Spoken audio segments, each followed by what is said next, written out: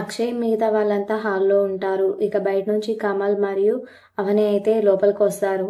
ఇక అక్షయ్ అయితే అడుగుతాడు ఎదురుపడి, ఎక్కడికి వెళ్ళి వస్తున్నారు అని చెప్పేసి అక్షయ్ అయితే అడుగుతాడు. ఇక నేను చెప్పాను కదా, పోయిన డబ్బు దొరికేంత వరకు ఊరుకునేది లేదని చెప్పాను కదా, అది వెతకడానికే వెళ్ళాము, దానికోసం ప్రయత్నాలు చేస్తున్నాం అని చెప్పేసి అవని అయితే అంటుంది. ఇక కమల్ అయితే వదినైతే మామూలుగా వెతకడం లేదన్నయ్య, చాలా కష్టపడిపోతుంది అని చెప్పేసి కమల్ అంటాడు. ఇక మరి పోలీస్ కేసు ఇస్తే ఇది ఎప్పుడో అయిపోయేది కదా పోలీస్ స్టేషన్లో అని చెప్పేసి అక్షయ్ అంటాడు.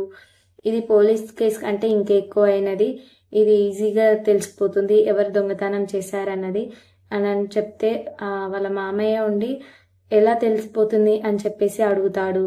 ఎలా అంటే నేను లై డిటెక్టర్ని మాట్లాడాను, వాళ్ళు ఇక్కడికి వస్తారు రేపు మార్నింగ్, ఎవరు ఈ దొంగతనం చేశారు అన్నది రేపు మార్నింగ్ తెలిసిపోతుంది అని చెప్పగానే పల్లవి అయితే షాక్ అవుతుంది.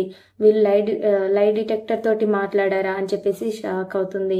ఇక తను షాకింగ్లోనే ఉండగా ఈ దొంగతనం చేసిన వాళ్ళైతే ఖచ్చితంగా బయటపడిపోతారు. వాళ్ళు ఒక అబద్ధాలు చెప్పినా కూడా వాళ్ళ చేత నిజాలు చెప్పిస్తారు, రేపు పొద్దున్నే అసలు దొంగ ఎవరు అన్నది తెలిసిపోతుంది అని చెప్పగానే పల్లవి అయితే ఇక షాకింగ్ నుండి బయటికి రాలేకపోతుంది. మరి రేపు పల్లవి గురించి నిజం బయటపడబోతుందా, ఆ ట్విస్ట్ ఏంటో చూడాలంటే రేపు వచ్చే ప్రోమోలో అయితే చూద్దాం.